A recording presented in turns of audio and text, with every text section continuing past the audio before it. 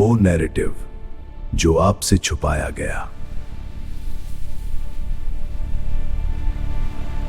1965 के युद्ध में पाकिस्तान को हराने वाले भारत के यशस्वी प्रधानमंत्री श्री लाल बहादुर शास्त्री की ताशकंद में रहस्यमयी मौत कैसे हुई?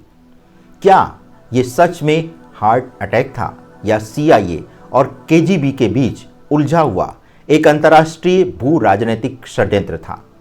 आइए खोलते हैं उन खुफिया डायरियों और पोस्टमार्टम के अधूरे पन्नों का सच।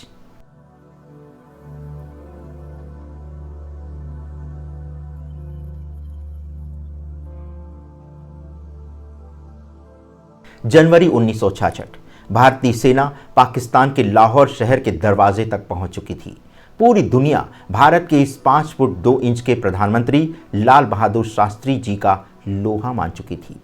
रूस के दबाव में शास्त्री जी शांति का समझौता करने ताशकंद गए। 10 जनवरी को पाकिस्तान के राष्ट्रपति अयूब खान के साथ ताशकंद समझौते पर दस्तखत हुए, लेकिन समझौते की उसी रात अचानक ऐसा क्या हुआ कि कुछ घंटों बाद ही शास्त्री जी की लाश एक ताबूत में दिल्ली लौटी। सरकार ने कहा दिल का दौरा, लेकिन जब परिवार ने ताबूत खोला तो शास्त्री जी का पूरा शरीर नीला पड़ा हुआ था। पेट पर कट के निशान थे और खून रिस रहा था। सबसे बड़ा सवाल, एक प्रधानमंत्री की मौत का आज तक पोस्टमार्टम क्यों नहीं हुआ?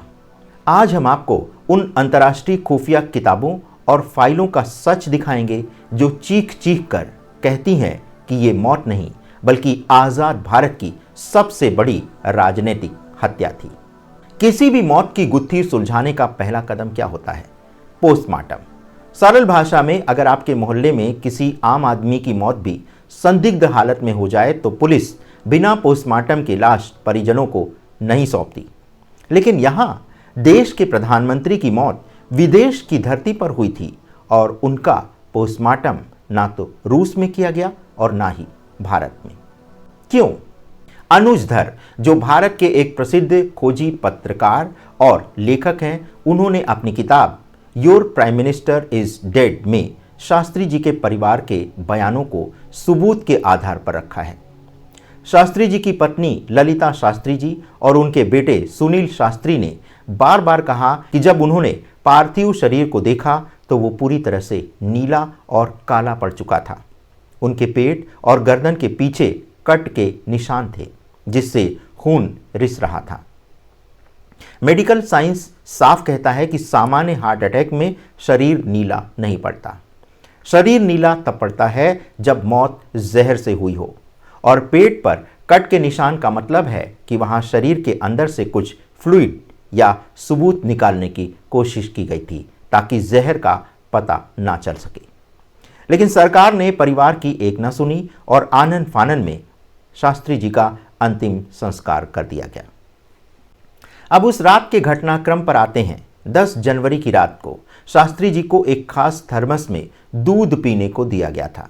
ये दूध आखिर किसने दिया था? भारत से शास्त्री जी के साथ उनका निजी रसोइया रामनाथ गया था, लेकिन उस रात रामनाथ के अलावा वहां मोहम्मद जान नाम का एक और रसोइया था जो तत्कालीन भारतीय राजदूत TN कॉल के यहां काम करता था। इसके साथ ही एक रूसी बटलर भी वहां मौजूद था जिसका नाम था अखमे दो। दूध पीने के कुछ ही देर बाद शास्त्री जी खांसते हुए अपने कमरे से बाहर आए और उन्होंने पानी मांगा।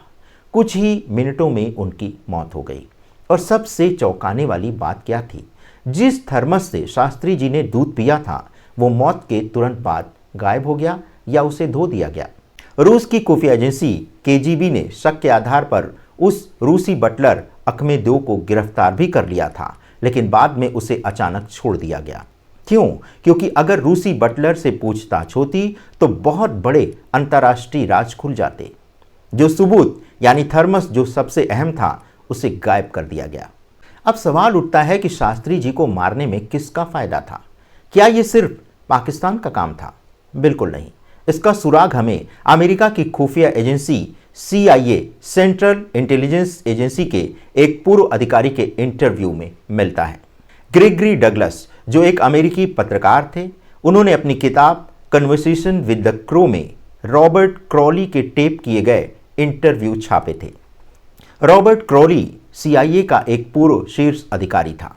इस किताब के अनुसार क्रॉली ने हंसते हुए यह कबूल किया था कि लाल बहादुर शास्त्री और होमी जहांगीर भाभा की हत्या CIA ने करवाई थी। क्यों? क्योंकि शास्त्री जी ने होमी भाभा को भारत का परमाणु बम बनाने की हरी झंडी दे दी थी। सरल भाषा में समझें तो अमेरिका और रूस उस समय दुनिया के दादा थे। वो नहीं चाहते थे कि भारत जैसा विकासशील देश खुद का परमाणु बम बनाकर एक महाशक्ति बने। अमेरिका को डर था कि अगर शास्त्री जी और भाभा जिंदा रहे तो भारत को न्यूक्लियर पावर बनने से कोई रोक नहीं पाएगा। इसीलिए इस अंतर्राष्ट्रीय भू राजनीतिक शतरंज में भारत के प्रधानमंत्री को रास्ते से हटा दिया गया और रूस ने भी इस मामले को दबाने में मदद की, क्योंकि वो भी नहीं चाहता था कि भारत परमाणु ताकत बने।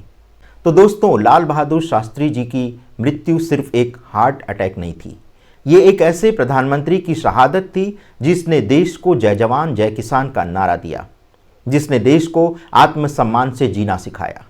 जब 1965 के युद्ध के दौरान अमेरिका ने हमें गेहूं देने से मना कर दिया था, तो इसी प्रधानमंत्री ने पूरे देश से हफ्ते में एक दिन का उपवास रखने का आह्वान किया था और पूरा देश भूखा सोया था, लेकिन झुका नहीं था। यह हमारा दुर्भाग्य है कि हमारे अपने देश की सरकारों ने दशकों तक मित्र देशों से रिश्ते खराब होने का बहाना देकर शास्त्री जी की मौत से जुड़ी फाइलें यानी RTI सार्वजनिक करने से मना कर दिया। इतिहास हमें ये कड़वा सच सिखाता है कि अंतर्राष्ट्रीय राजनीति में कोई किसी का सगा भाई नहीं होता, वहाँ सिर्फ राष्ट्रीय हित होते हैं। एक सशक्त नागरिक होने के नाते आपको सवाल पूछना होगा, क्योंकि जब तक हम अपने असली नायकों के साथ हुए अन्याय पर सवाल नहीं उठाएंगे तब तक हम एक सच्ची आज़ाद कौम नहीं कहलाएंगे। लाल बहादुर शास्त्री जी की ताशकंद में मौत को सिर्फ अभी 13 दिन ही बीते थे, पूरा देश सदमे में था। 24 जनवरी 1966 को एयर इंडिया का एक बोइंग 707 विमान स्विट्जरलैंड के मोंट ब्लॉक पर पहाड़ों पर क्रैश हो जाता है। इस प्लेन में सवार 117 लोग मारे जाते हैं, लेकिन इस प्लेन में एक ऐसा इंसान बैठा था जिसके मरने से पूरी दुनिया की खुफिया एजेंसियों ने राहत की सांस ली थी। वो इंसान थे डॉक्टर होमी जहांगीर भाभा। क्या ये प्लेन क्रैश एक हादसा था या CIA द्वारा विमान के कार्गो में रखा गया एक टाइम बम? अगले एपिसोड में हम खोलेंगे भारतीय विज्ञान के इतिहास का सबसे काला पन्ना।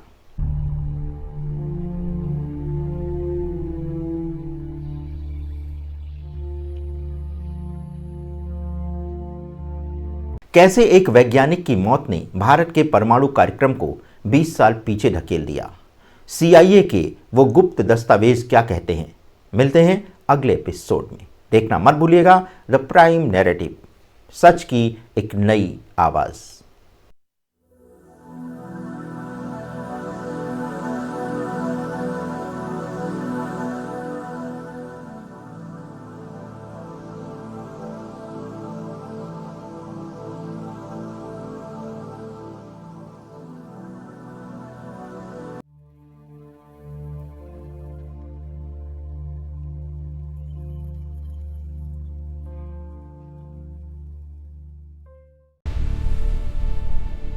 वो नैरेटिव जो आपसे छुपाया गया।